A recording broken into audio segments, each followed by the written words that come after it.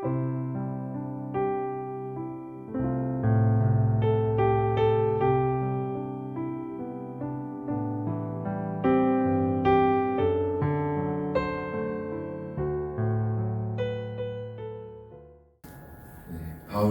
로마 감옥에서 작성한 빌립보서 말씀 계속 보고 있습니다. 이 당시 이제 바울이 감옥에서 갇혀서 재판을 받은 것처럼 이렇게 또 사람은 각자 나름대로 때를 따라 닥치는 여러 가지 어려움을 겪으면서 살아갑니다. 그래서 참 사람의 인생이 이런 어려움들의 연속, 고통의 연속인 것 같아요. 그래서 어떤 사람은 그 인생을 고해, 고통의 바다 이렇게 표현하기도 하죠. 그래서 그런지 많은 사람들의 어떤 주된 관심사는 온통 이런 고통을 해결하는 일에 초점이 맞춰져 있는 것 같습니다. 몸의 고통을 해결해야 되고, 또 마음의 고통을 해결해야 되고, 관계에서 오는 고통을 해결해야 되고, 경제적인 고통을 해결해야 되고, 또 사회의 부조리에서 오는 고통을 해결해야 되고, 또 이렇게 고통이 여러 가지인 만큼 이에 대처하는 방식도 참 여러 가지인 것 같아요. 그래서 그 중에는 아주 낮은 수준의 방식으로 스마트폰 같은 걸 이용해서 감각적인 쾌락으로 잠시 이런 고통스러운 현실에서 도피하는 그런 방식이 있고, 또 반대로 그 현실을 직시하면서 적극적으로 그 고통의 원인을 제거하는 그런 방식도 있는 것 같습니다. 물론 말할 것도 없이 후자가 더 나은 방식이지만, 그렇게 적극적으로 한 가지 고통의 원인을 제거했다고 해도 또 인생에는 다시 또 다른 고통이 찾아오기 마련이죠. 그래서 뭐 예를 들면 제가 예전에 한때 탈북민들의 이렇게 이야기를 하는 그런 컨텐츠들을 자주 본 적이 있는데요. 그분들의 얘기를 들으면 이분들은 참 적극적으로 자신의 고통의 원인을 제거하는 방식을 택한 분들이죠. 굉장히 용감하게. 그래서 북한에서 한국으로 넘어오면 정말 한국이 지상 낙원이라고 느껴질 정도로 감격하고 감사하는 모습을 볼 수 있습니다. 그런데 또 한국에서 1년이던 이렇게 살아가다 보면 또 어느새 그런 감동들을 점점 또 무뎌져 가고, 또 한국이란 현실에서 부딪히는 또 새로운 어려움들에 봉착하게 되잖아요. 그러니까 탈북민들은 또 이제 북한에서 오면 한국을 그렇게 정말 너무 좋은 곳으로 여기지만, 또 정작 또 한국에서 태어난 젊은 세대들은 또 한국을 헬조선이라고 부르고 어려워합니다. 벌써 이 헬조선이란 말이 유행한 게 2014년부터라 그래요. 벌써 한 10년이 됐는데 이렇게 출산율의 문제도 있는 것을 보면 아직도 한국이라는 나라가 참 이렇게 살기 어려운 곳으로 느끼는 것 같아요. 많은 사람들이. 이렇게 사람은 각자가 처한 또 환경과 상황에 따라서 다른 차원의 고통들을 경험하면서 살아가는 것 같습니다. 이게 자신의 고통에만 매몰되어 있다가 이제 또 시각을 어느 정도 넓혀서 이런 전체적인 상황을 또 조망하는 시각을 갖게 되면, 그러면은 이제 사람들은 이렇게 해석하게 됩니다. 모든 것이 이게 상대적이구나. 여기서는 이런 게 편하게 느껴졌지만 또 그렇게 가면 거기서는 이걸 넘어가면 또 거기에 또 다른 고통이 있구나. 그래서 이제 인간만사 세용지마라는 고사성어도 있잖아요. 부정적인 일이 또 긍정적인 일의 원인이 되기도 하고, 긍정적인 일들이 또 부정적인 일의 원인이 되기도 하고, 이런 방식으로 인생을 보다 보면 이제 결국 모든 일은 초연하게 받아들여야 되는구나 이렇게 생각하게 됩니다. 그래서 많은 사람들이 이제 이런 결론에 도달하는 것 같아요. 기쁜 일이 있어도 그렇게 기뻐할 이유도 없고, 슬픈 일이 있어도 슬퍼할 것도 없고, 무엇을 또 크게 기대할 이유도 없고, 또 어떤 일이 꼭 일어나야 되는데 이렇게 바랄 이유도 없고, 어차피 나라는 존재는 참 운 좋게 태어나서 잠시 세상에 머물다가 참 이 우주의 점 하나만도 못하는 이 작은 별 위에서 먼지 하나로 사라져버릴 존재 아닌가. 이렇게 인생은 허무한 것이기 때문에 집착할 필요도 없고 빈손으로 왔다가 빈손으로 가는 것이다. 교회를 다니는 사람들, 스스로 예수를 믿는다는 사람들 중에도 이런 시각을 갖고 있는 분들이 적지 않은 것 같아요. 삶을 나누다 보면 본인은 그걸 인식하고 있는지 잊지 못하는지 모르겠지만, 그분의 생각이 이런 세계관 아래에서 영향을 받고 있는 것이 은연중에 드러나는 분들이 있습니다. 근데 분명히 말씀드리지만 이런 생각은 성경적인 생각이 아닙니다. 성경적인 생각이 아닙니다. 인생에 대한 이런 태도는 참된 그리스도인의 태도라고 볼 수 없습니다. 자, 빌립보서에서 바울은 기쁨에 대해서 얘기를 하고 있죠. 그러나 이 기쁨은 세상 만사를 달관한 어떤 사람이 모든 일들을 초연하게 받아들이는 데서 나오는 그런 어떤 은은한 기쁨 같은 것이 아닙니다. 바울이 표현하는 기쁨은 복음을 믿음으로 말미암는 기쁨이고요. 과거에 자기가 당한 일들에 대한 분명한 해석에서 나온 기쁨이고, 또 앞으로 닥칠 일에 대한 분명한 확신 가운데서 나온 기쁨입니다. 그래서 오늘 본문 20절에서 바울은 그의 간절한 기대와 소망에 대해서 이야기하는 것입니다. 이 세상의 세계관은 인생에서 기대할 것이 없고 미래에 대해 소망을 품는 것은 어리석은 일이라고 말합니다. 그러나 성경이 보여주는 하나님의 자녀들은 성숙해지면 성숙해질수록 더욱 간절한 기대와 확고한 소망을 가지면서 살아갑니다. 하나님이 없는 자들에게 죽음은 빈손으로 가는 것이지만 하나님의 자녀들에게 죽음은 유익인 것입니다. 여러분, 세상의 세계관과 대조되는 바울의 이 진술들이 이해가 가십니까? 공감이 가십니까? 내게 사는 것이 그리스도니 죽는 것도 유익하다. 바울은 어떻게 이런 진술을 할 수 있었던 것입니까? 하나님께서는 어떻게 감옥에 갇혀있는 한 유대인의 입술에서 이런 고백이 나오도록 하셨는가? 이것이 바로 우리가 본문을 통해서 답을 구해야 할 질문들입니다. 그럼 본격적으로 본문을 다루기에 앞서서 잠시 오늘 본문에 이르기까지 이 빌립보서의 흐름을 다시 한번 간략히 짚고 가도록 할게요. 자, 먼저 1장 1절에서 2절은 빌립보 교인들에 대한 인사말이고요. 3절에서 11절 말씀에는 그들을 향한 바울의 감사와 사랑이 표현되어 있고 또 그들을 위한 기도가 이어지고 있습니다. 여기까지가 편지의 서두에 해당되고 본론은 이제 12절부터 시작되는데요. 이 본격적인 내용이 시작되면서 12절에서 17절 말씀은 바울이 현재 겪고 있는 일들에 대한 이야기가 기록되고 있고요.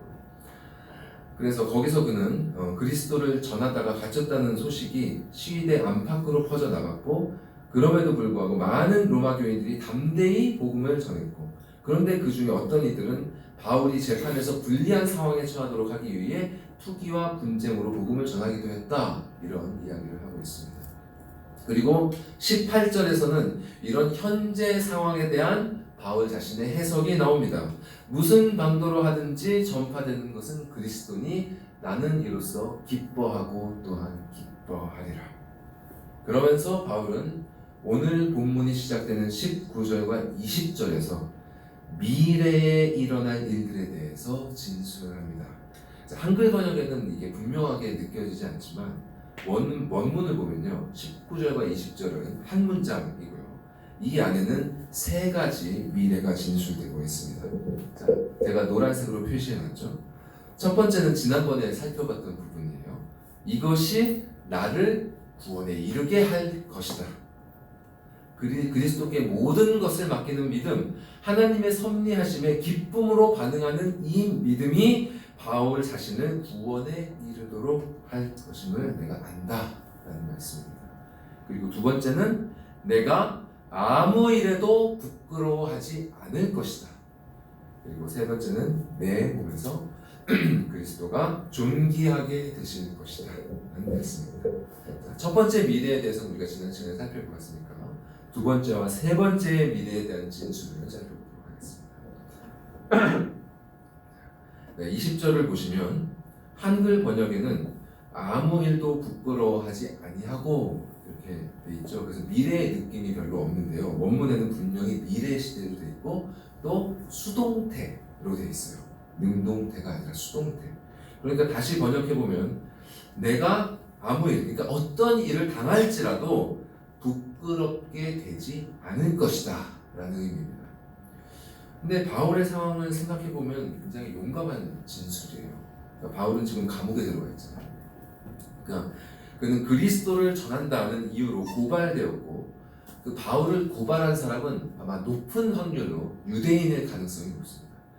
그러니까 이 유대인들은 빌라도의 법정에서 그리스도를 참소했던 것처럼 로마 법정에서 바울을 정죄할 것입니다. 그리고 더 나아가 십자가 앞에서 그리스도에게 온갖 조롱을 퍼부었던 것처럼 바울에게도 그러한 모욕을 주어서 그를 수치스럽게 하려고 할 것입니다. 이는 바울이 바꿀 수 있는 상황이 아니에요. 그는 이미 감옥에 갇혀 있고 재판을 받아야만 하는 상황에 처해 있습니다. 무조건 이러한 상황에 직면해야 하는 것입니다. 그럼에도 불구하고 바울은 자신이 수치스럽게 되지 않을 것이라고 확고하게 말합니다. 무엇을 근거로 그는 이렇게 고백할 수 있었던 것입니다. 로마서 5장 5절에서 바울은 자신이 어떻게 이런 확신을 가질 수 있었는지에 대한 그 근거를 엿볼 수 있습니다. 로마서 5장 5절 함께 읽어볼까요? 시작. 소망이 우리를 부끄럽게 하지 아니함은 우리에게 주신 성령으로 말미암아 하나님의 사랑이 우리 마음에 부어가 되리니. 그러니까 하나님께서 자녀에게 주신 이 소망은 그들에게 부끄럽게 하지 않을 것입니다. 이를 확신할 수 있는 근거는 바로 그들에게 주신 성령으로 말미암아 그들을 향한 하나님의 사랑이 그들의 마음에 가득 부어졌기 때문입니다. 이 감옥에 갇힌 바울은 혼자가 아니었죠. 성령 하나님께서 그와 함께하고 계셨습니다. 이 말씀을 통해 역사하시는 성령께서는 예수님을 통해 우리에게 부어주시는 그 하나님의 사랑을 그의 마음에 가득 채워주셨기 때문입니다. 여러분 잘 아시겠지만 부모의 사랑을 듬뿍 받은 자녀들은 어디 가서도 쉽게 주눅들지 않지 않습니까? 그런 것처럼 만유의 주제이신 하나님께서 자신을 사랑하고 계시는 지금 충만히 경험하고 있는 바울이 이 세상에서 벌어지는 이 작은 인간 재판정에서 자신에게 무슨 일이 벌어진다고 한들 그것이 그를 부끄럽게 할 이유가 있겠습니까? 근데 여기서 이 부끄러워한다라는 단어의 뉘앙스를 어떤 신학자들은 이것이 성경적으로 볼 때는 실망한다에 가깝다고 주장하기도 하더라고요. 그래서 제가 아래에 인용한 것처럼 이 NIV 성경은 로마서 9절을 저렇게 번역하고 있습니다. And hope does not disappoint us, because God has poured out His love into our hearts by the Holy Spirit, whom He has given us. 하나님께서 주신 그 소망이 우리를 실망시키지 않는다. 실망시키지 않는다. 하나님께서는 당신의 언약을 반드시 지키시는 분이기 때문에 그분의 자녀들은 결코 실망하지 않을 것입니다. 이 세상이 우리에게 무슨 일을 한다고 해도 대적자들이 자신에게 무슨 일을 저지른다고 해도 하나님의 뜻은 이루어질 수밖에 없기 때문에 바울은 자신이 실망하지 않을 것임을 확신할 수 있었던 것입니다. 만약 이 아버지의 약속이 이루어지지 않아서 우리가 실망을 하게 된다면 우리는 이 세상 속에서 부끄럽게 되겠죠. 그러나 이 아버지의 약속, 이 만유를 주관하시는 하나님의 약속은 이루어질 수밖에 없는 진리이기 때문에 우리가 이에 대해서 실망할 일도 또 부끄러워할 일도 없는 것입니다. 물론 이 세상의 눈으로 바라볼 때 이 잠깐 동안에는 하나님의 자녀들이 부끄러움을 당하는 것처럼 보일 수도 있을 것입니다. 십자가에 못 박히신 그리스도께서 그러하셨고 또 그분의 뒤를 따라갔던 수많은 제자들도 불신자들이 보기에는 비참하고 수치스러운 죽음을 맞이했습니다. 그러나 하나님께서는 그들의 죽음을 귀중하게 여기십니다. 성경은 그들에게 주어질 상급이 얼마나 복된 것인지, 그 상급이 얼마나 복된 것인지를 증언합니다. 결국 아무 일에도 부끄럽게 되지 않을 일은 마지막 심판 때에 이르러서 완전히 실현되게 되는 것입니다. 이 로마 감옥에 있던 이 바울의 시선은 성령의 조명하심 아래에서 이미 그 영광스러운 순간을 바라보고 있었던 것입니다. 여러분 이 말씀 가운데 우리 스스로에게 물어야 할 질문이 너무나 많습니다. 여러분은 하나님께서 여러분에게 주신 그 소망이 무엇인지 알고 계십니까? 그 소망이 진정 무엇인지 알고 계십니까? 또 그 소망 안에 담겨있는 하나님의 사랑을 경험하고 계십니까? 그 소망이 말씀을 통해서 여러분의 마음을 가득 채우고 있습니까? 성령께서 주시는 그 사랑으로, 그 사모하는 마음으로 그 소망이 이루어질 영광스러운 순간을 지금 바라보며 살고 계십니까? 이런 것에 우리가 긍정적으로 대답할 수 있다면 바울이 어떻게 이런 고백을 할 수 있는지가 여러분 공감되실 것입니다. 하지만 만약 이 질문들이 여러분들에게 생소하고 또 어렵고 낯설게 느껴지신다면 아직 이 소망은 여러분의 것이 아닙니다. 이 사랑은 아직 여러분의 것이 아닌 것입니다. 성령께서는 오직 말씀을 통해서, 오직 하나님께서 우리에게 주신 성경 말씀을 통해서 아버지의 사랑을 우리에게 부어주십니다. 이 사실을 잊지 마시고 여러분에게 주어주신 그 말씀을 붙드시기 바랍니다. 그리고 그 말씀을 통해서 그 소망을 바라보시기 바랍니다. 그 말씀을 생명처럼 붙드실 때 이 바울의 고백이 여러분의 고백이 될 수 있을 것입니다. 자, 근데 이렇게 말씀을 통해 영광의 날을 바라봐야 된다. 이것을 좀 지나치게 강조하다 보면 때때로는 지금 현재 이 순간을 놓치면서 살게 되는 경우가 또 있습니다. 이 땅에서의 삶을 무시하고 하늘만 쳐다보면서 천국만 상상하면서 사는 것이죠. 그러나 바울은 마치 우리가 이런 함정에 빠질 위험이 있다고 예상이라도 한 것처럼 바로 이렇게 그의 진술을 이어갑니다. 다음 슬라이드 보여주시죠. 간절하게 대한 소망을 따라 아무래도 부끄러워하지 아니할 것이고 지금도 전과 같이 담대하리라. 지금도 그는 부끄럽게 되지 않을 미래를 바라보는 동시에 지금 현실을 또한 직시하고 있습니다. 여기서 담대하여로 번역된 말은요, 표현의 자유라는 뜻이에요. Freedom of speech, 이런 의미를 담고 있다고 합니다. 다시 말해서 자유롭게 열어놓고 담대하게 말하는 그런 자신감을 뜻하는 것입니다. 바울이 이런 표현을 쓴 것은 아마도 그가 겪게 될 재판의 상황을 염두에 둔 것 같아요. 그리고 이렇게 재판의 상황을 앞두고 있는 지금도 전과 같이 담대할 것이다. 전과 같이 담대하게 내가 말할 것이라고 이렇게 진술하고 있는 것입니다. 사도의 행전의 내용을 기억하는 분들은 잘 아시겠지만 바울은 이전에도 여러 가지 환난과 어려움 가운데서도 굴하지 않고 담대하게 하나님의 말씀을 전파한 바 있습니다. 말씀을 전하다가 채찍을 맞기도 하고 돌에 맞아 죽을 뻔하기도 하고 또 로마로 오기 전에 이미 가이사라에서 재판을 받으면서 로마 총독 앞에서 복음을 변증하기도 했죠. 이렇게 이전에 자신이 행했던 바와 같이 지금도 제국의 수도 로마의 재판정에서도 담대하게 그리스도를 전파하리라 라고 말하는 것입니다. 그러면서 그는 다시 미래에 일어날 또 다른 일을 확언하고 있습니다. 내 몸에서 그리스도가 존귀하게 될 것이다. 내 몸에서 그리스도가 존귀하게 되실 것이다.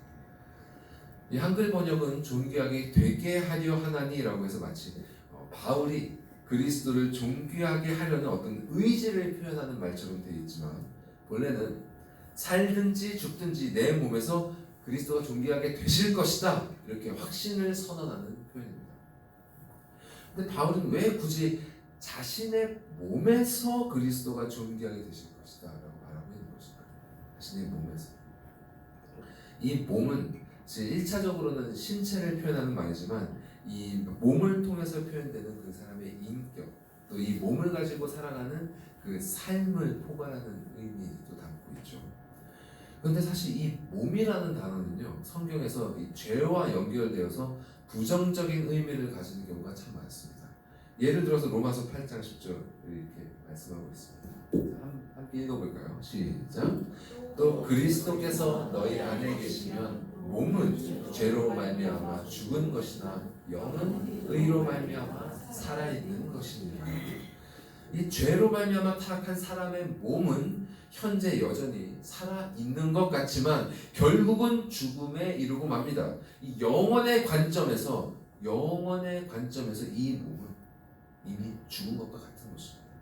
그러나 거듭나서 그리스도께서 그 안에 계시는 자는 그분의 의로 말미암아 하나님의 영원한 심판에서 벗어난 상태, 즉 영원히 살아있는 상태가 된다는 것입니다.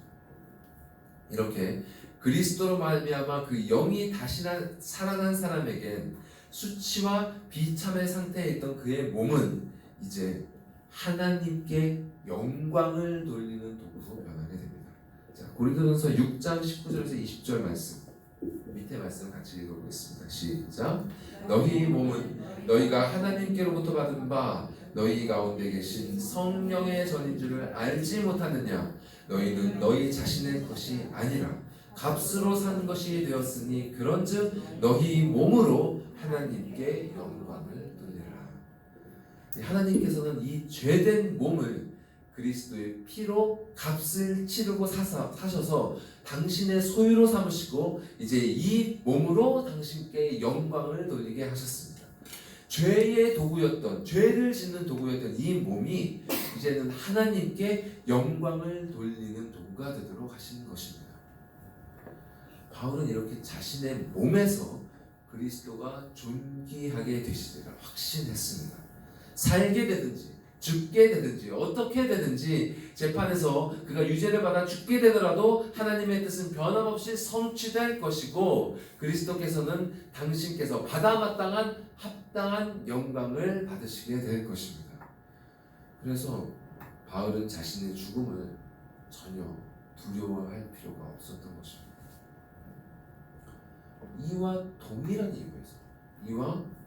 이유에서 우리 역시 우리 자신의 실수, 우리의 실패나 죽음에 대해서 두려워할 필요가 없는 것입니다. 우리가 하나님의 자녀라면 우리 삶에 궁극적인 실패라는 것은 없습니다. 왜? 우리 삶의 목적은 우리 자신의 뜻이 아니기 때문입니다.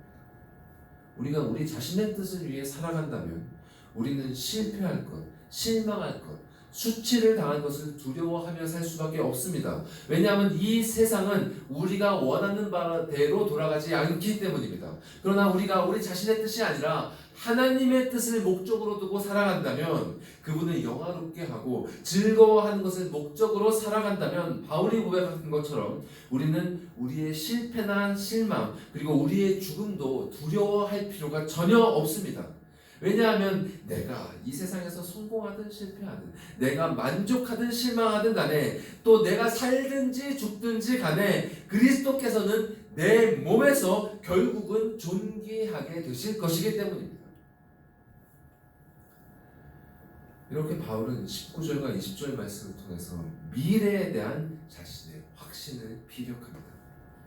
그는 그리스도를 믿음으로 기필코 구원에 이르게 될 것이고 또 그리스도로 말미암아 무슨 일이 자신에게 일어나게 되든지 부끄럽지 않게 될 것이고 또 살든지 죽든지 그의 몸에서 그리스도는 존귀함을 받으실 것입니다.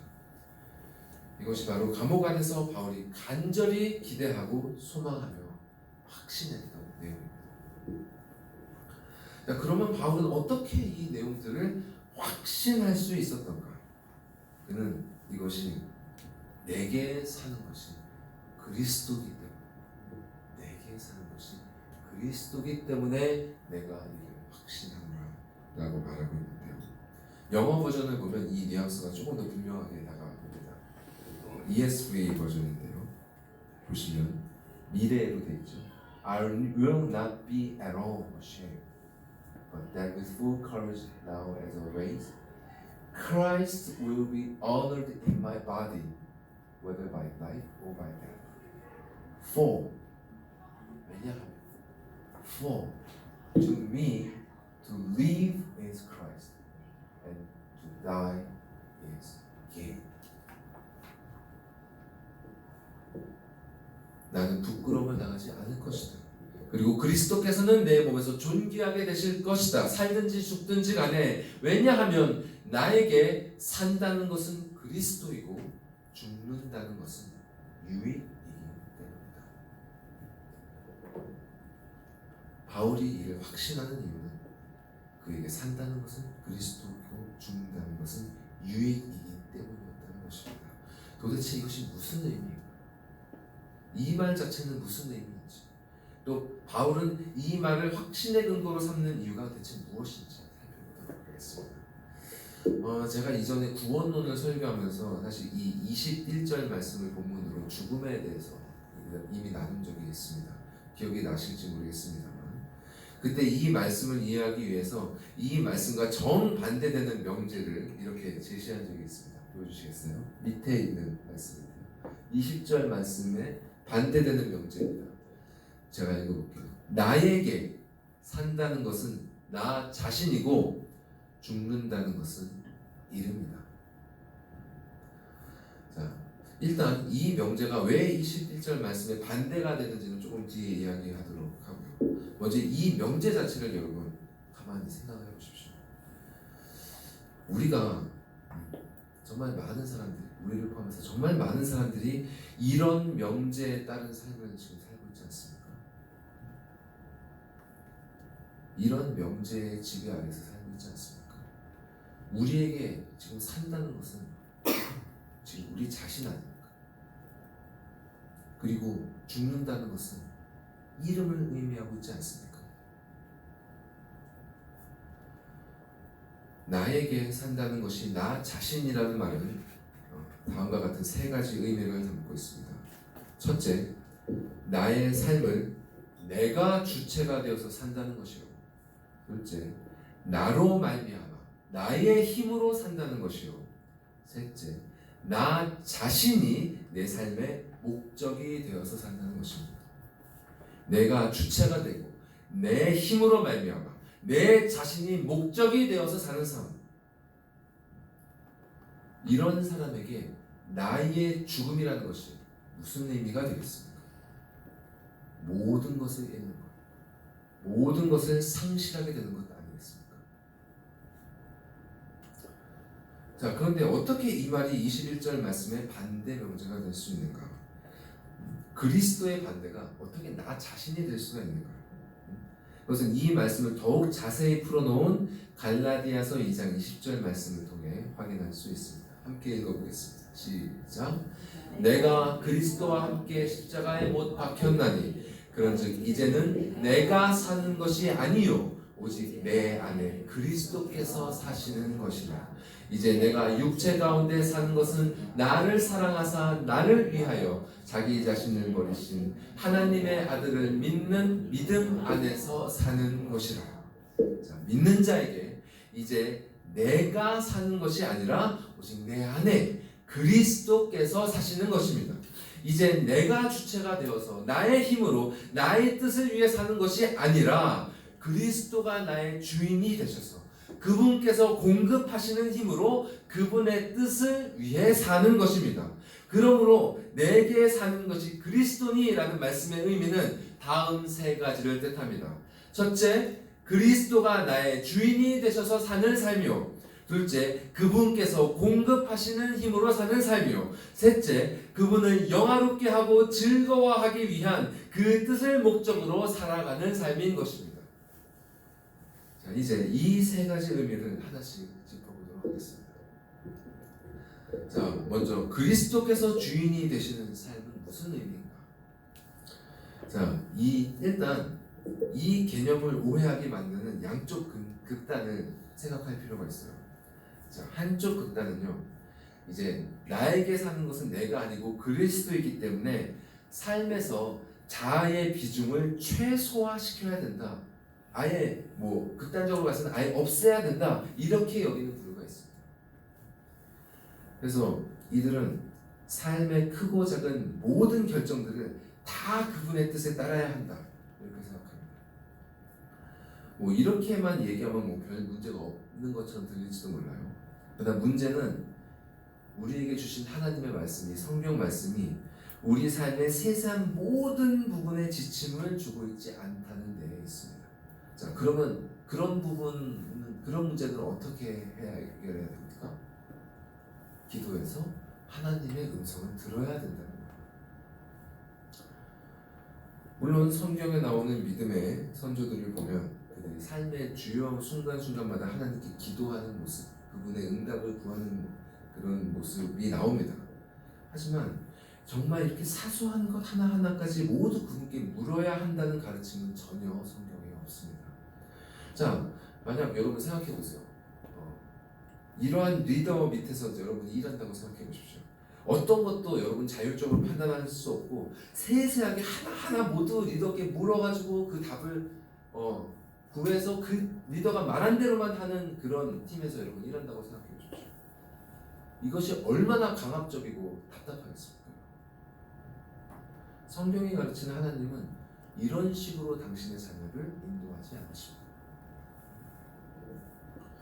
그래서 여러분 율법에게 모세에게 주신 율법만 보더라도 우리 삶의 모든 상황을 세세하게 기록한 것이 아니라 하나님의 백성이 어떤 원칙을 따라 살아야 할지를 가르치기 위해서 주신 법이었습니다.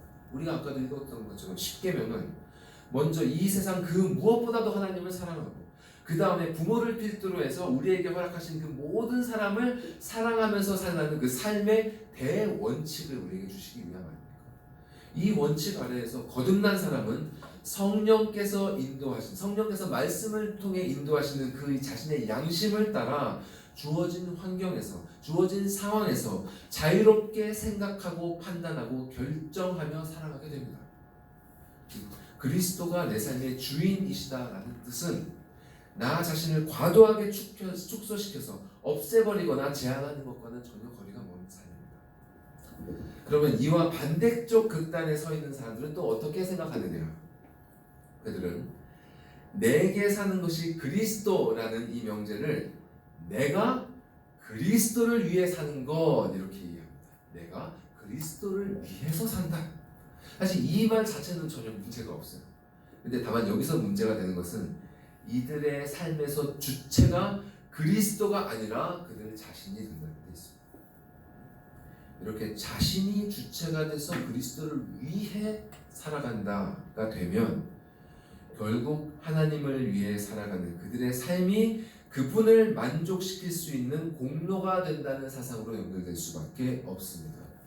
결국 이는 그리스도께서 그토록 책망하셨던 바리새인의 삶과 다를 바 없이 되는 것입니다. 그리스도께서 삶의 주인이 되신다는 것은 자신의 자아는 버리고 주의 명령을 따라 움직이는 로봇처럼 기계처럼 살아가는 것도 아니고 자신이 주체가 되어서 주님께 인정받기 위한 공로를 쌓아가는 것도 아닙니다. 그것은 그리스도께서 주인이 되신다는 삶은 그분만이 나를 구원하실 수 있음을 인정하고 내 삶을 오직 그분께만 의지해서 살아간다는 의미입니다. 하나님의 말씀 자체이신 그분을 삶의 원칙으로 삼고 그 원칙 아래에서 그분을 따라 자유롭게 생각하고 판단하며 순종하되 나의 구원은 나의 순종에 의지하지 않는다. 오직 그리스도의 완전한 순종에 의지되어 있다. 이것을 붙잡으며 살아가는 삶인 것입니다. 많은 분들이 이렇게 그리스도를 의지하며 살아가는 방법을 잘 모릅니다.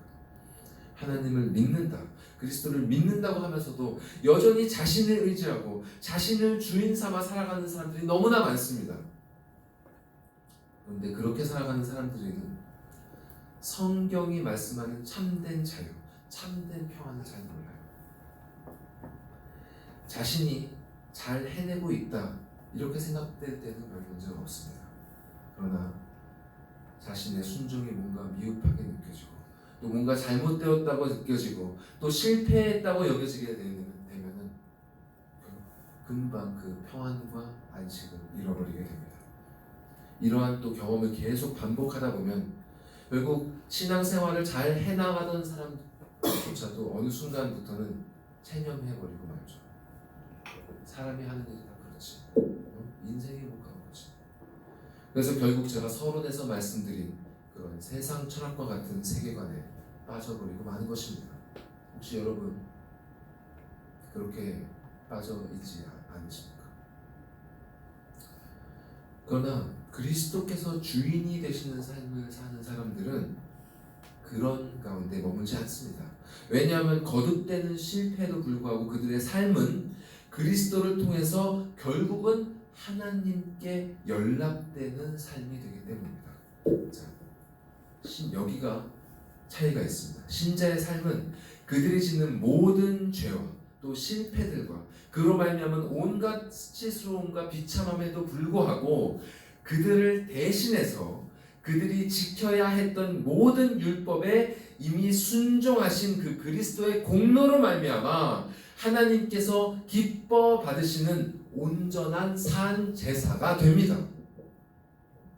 여러분의 또 저의 이 엉망인 삶도 하나님께서 온전히 받으시는 삶이 되는 것입니다. 여러분 이것이 믿어지십니까? 이것이 당신의 자녀들을 향한 하나님의 약속입니다. 우리가 죄를 짓고 있는 그 순간을 위해서 예수께서는 우리가 받아야 할 형벌을 이미 감당하셨고 우리가 허무한 것들에 빠져 인생을 낭비했던 그 시간들을 위해서 예수께서는 우리가 순종해야 했던 그 삶을 이미 대신 친히 살아주셨습니다. 이 진리가 우리에게 얼마나 큰 위로와 힘이 됩니까? 우리는 체념할 이유가 없습니다. 우리는 실망할 이유가 없는 것입니다. 우리는 죽음을 두려워할 이유가 없는 것이에요. 이것이 바로 나에게 산다는 것은 곧 그리스도다.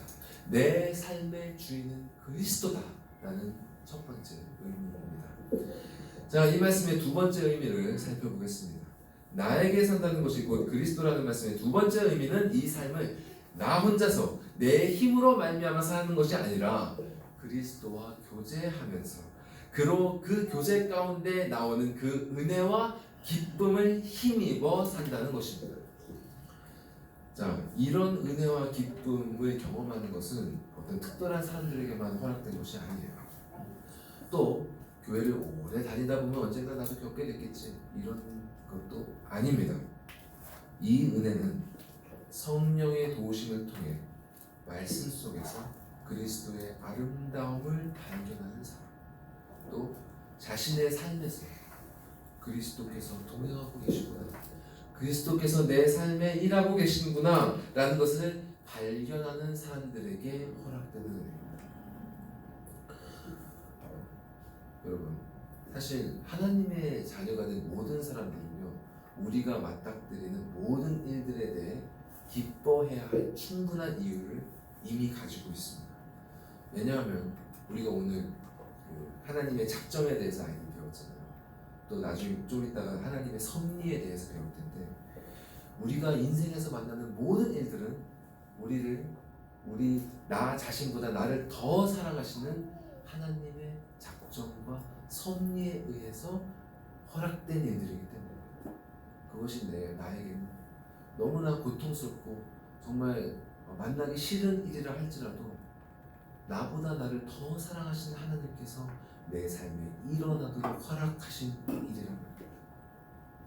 그렇기 때문에 우리는 어떤 일을 만나든지 감사할 수 있고 기뻐할 수 있는 것입니다.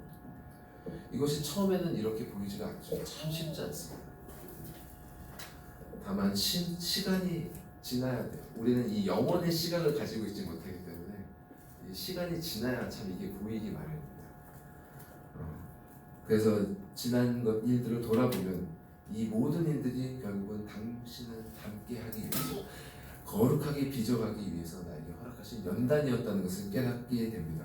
그리고 이런 일들을 거듭해서 계속 경험하다 보면 결국 어느 순간에 우리가 조금 더 닮게 되었을 때, 조금 더 성숙하게 되었을 때, 고난을 맞닥뜨리게 되었을 그 순간에도 이 일이 나를 위한 하나님의 사랑에서 온 일이구나 라는 것을 기뻐하며 인식할 수 있게 되는 것입니다.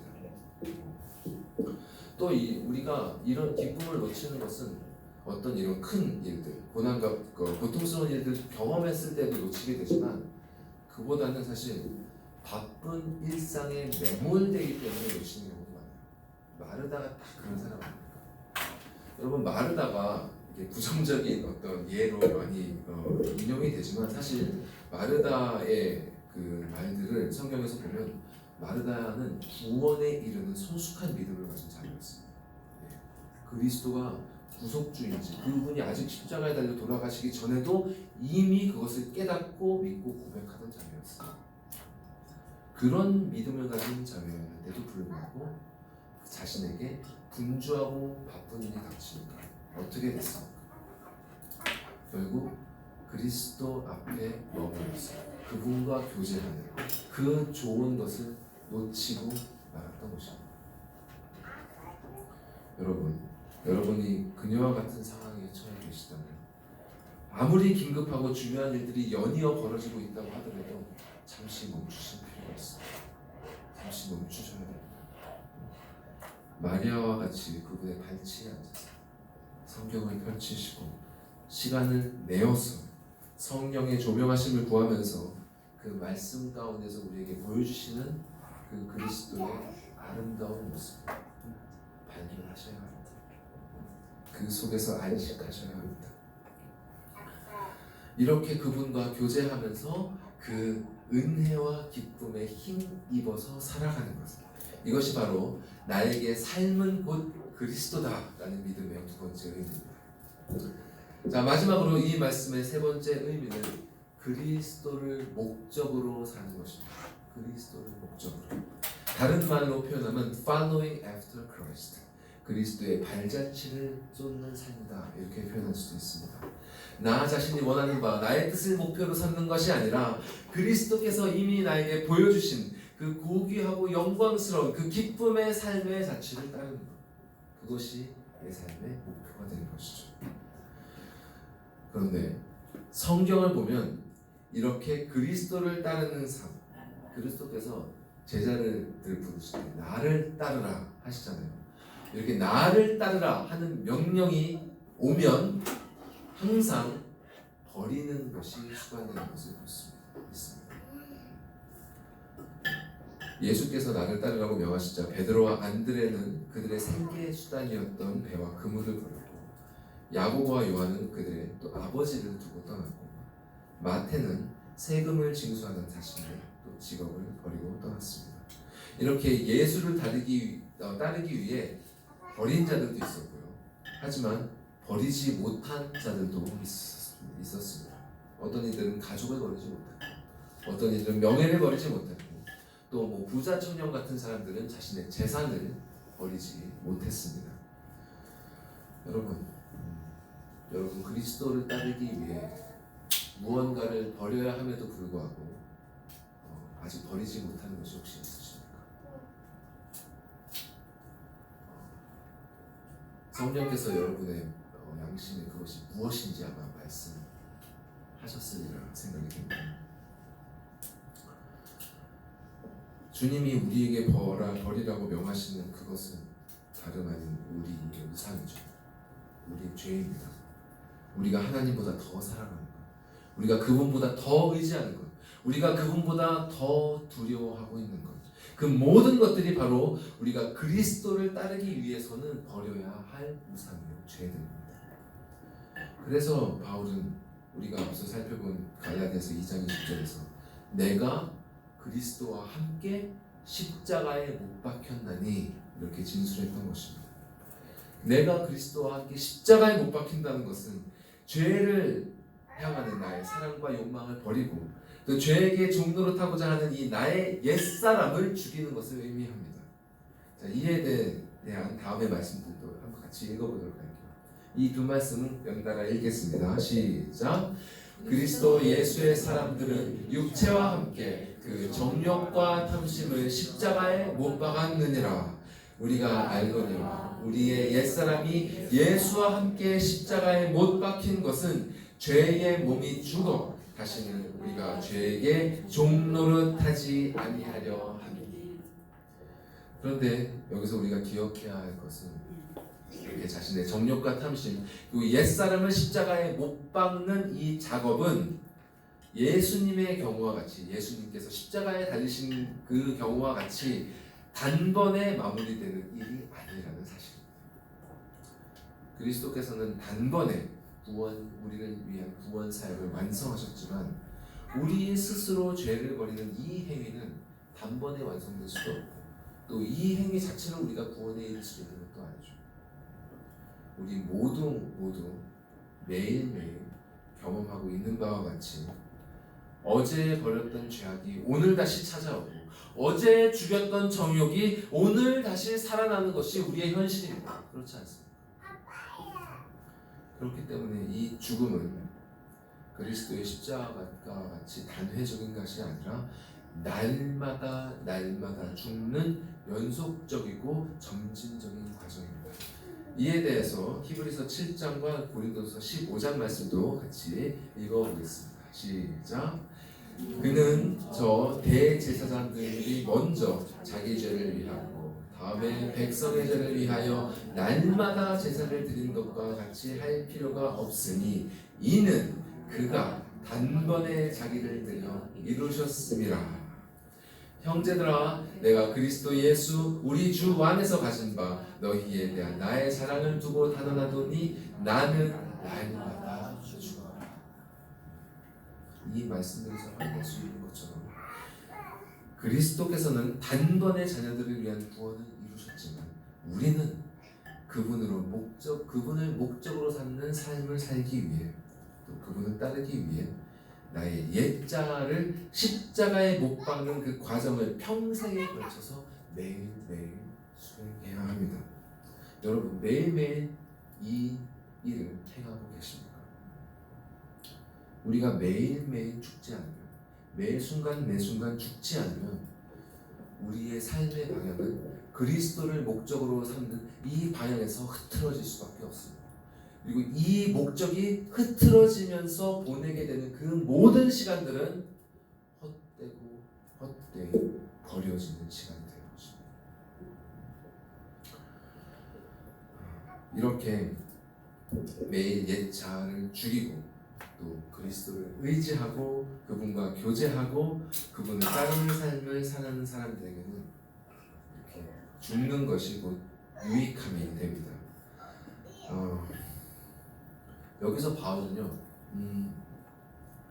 이 진술을 할 때 아직 이루어지지 않는 어떤 약속을 믿음으로 붙잡는다, 이런 차원에서 이 진술을 하고 있는 것은 아닙니다. 물론 믿음이 여기에 동반이 되고 있지만 바울이 이 얘기를 하고 있는 이유는 그가 실로 자신의 죽음이 유익이 된다는 것을 경험하고 있기 때문에 매일매일 죽는 그 경험들을 통해 이것이 진실로 나의 유익이 되는구나라는 것을 그가 경험하고 있기 때문에 담대히 이런 고백을 할 수 있었던 것입니다. 그래서 바울은 오늘 본문 이후에 23절에서 이렇게 거침없이 진술했습니다. 차라리 세상을 떠나서 그리스도와 함께 있는 것이 훨씬 더 좋은 일이에요. 훨씬 더 좋은 일이에요. 여러분은 이 진술에 공감하십니까? 이 마음을 여러분 이해하고 계십니까? 말씀을 맺도록 하겠습니다. 말씀의 서두에서 미래에 대한 별다른 기대나 소망 없이 그저 현재의 고통을 없애는 것에 몰두하며 살아가는 사람들에 대한 이야기를 들었습니다.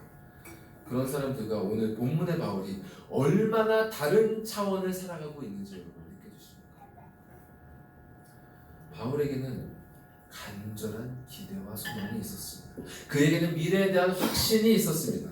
그는 자신이 믿음으로 말미암아 구원을 받을 것이고 어떤 일이 일어나든 간에 수치를 당하지 않을 것이며 살든지 죽든지 그의 몸에서 그리스도가 존귀하게 되실 것임을 확신했습니다.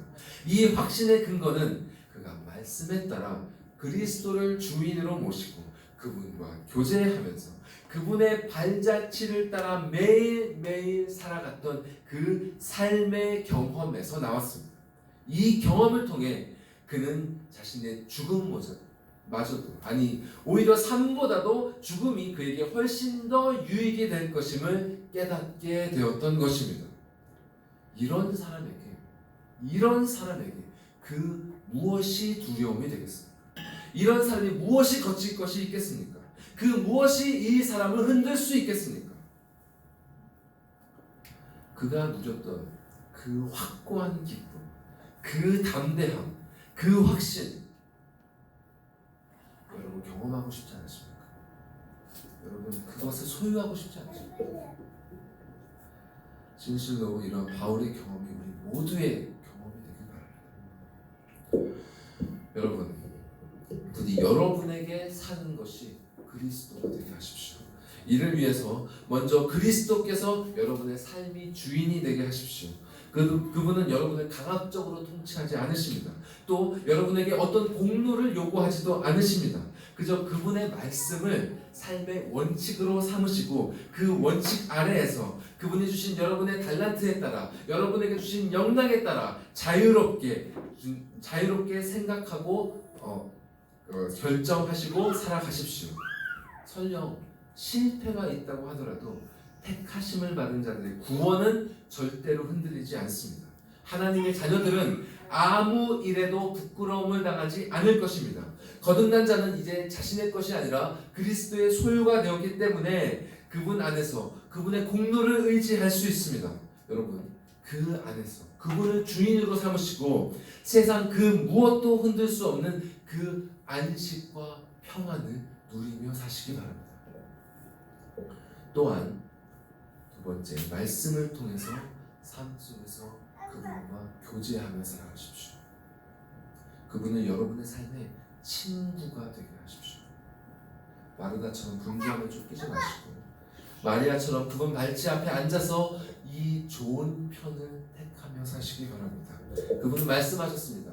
내가 세상 끝날까지 너희와 항상 함께 하리라. 여러분, 우리가 그분을 만나지 못하는 것은 그분이 우리를 떠나셨기 때문이 아닙니다. 우리가 이 안목의 정욕 때문에 그분을 외면하면서 살기 때문입니다. 그분은 우리가 항상 함께하고 계십니다. 언약의 자녀들에게는 이 말씀이 주어져 있고요. 거듭난 자의 마음에는 그분의 영이 항상 함께하고 계십니다.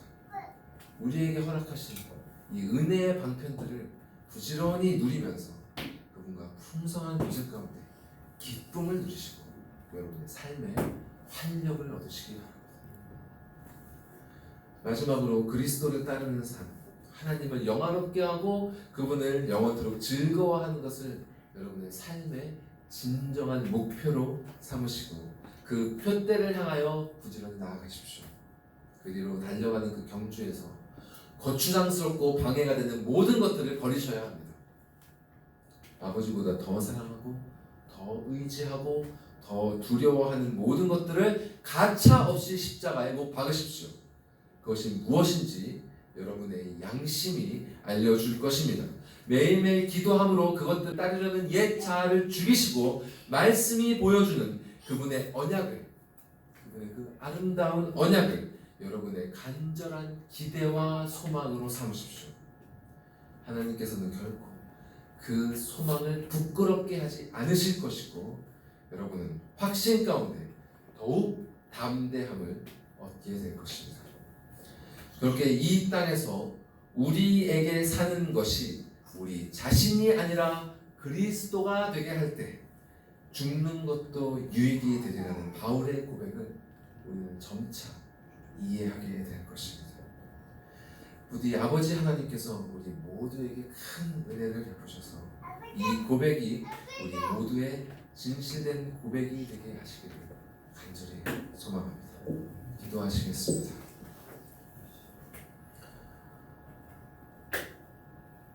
하나님 아버지, 우리를 부르시고 그리스도를 통해 우리를 당신의 소유로 삼으시고 성령을 우리 마음에 허락하사 당신과 동행하게 하신 하나님 아버지 감사드립니다. 주님, 우리 삶의 주인이 되어 주시옵소서. 우리가 이 알량한 힘으로 우리 삶을 책임지며 살아가지 않게 하시고 당신께서 책임져 주신다는 것을 믿고 그 안에서 평안을 누리며 살게 하옵소서. 또 이 미약한 힘으로 주님, 우리의 삶을 살아가게 하지 마시고 당신과 교제함 가운데 부어주시는 그 풍성한 기쁨을 힘입어서 담대하게 힘차게 주님 살아가게 하여 주시옵소서. 또한 우리의 시선이 세상 것을 바라보지 아니하고 주님께서 보여주신 그 소망을 기대 삼아 소망으로 삼아 주님 우리의 발걸음이 좌로나 우로나 치우치지 아니하고 온전히 하나도 헛되이 낭비됨이 없이 당신의 나라를 향해 나아가게 하여 주시옵소서. 그 복된 삶의 경험이 우리 모두의 경험이 되게 하시고 이 고백 나에게 사는 것이 내가 아니라 그리스도요 나에게 주는 것이 유익이니라 이 고백이 우리의 진실한 고백이 되게 하여 주시옵소서. 이 모든 말씀 우리 구주 예수 그리스도의 이름으로 기도드리옵나이다. 아멘.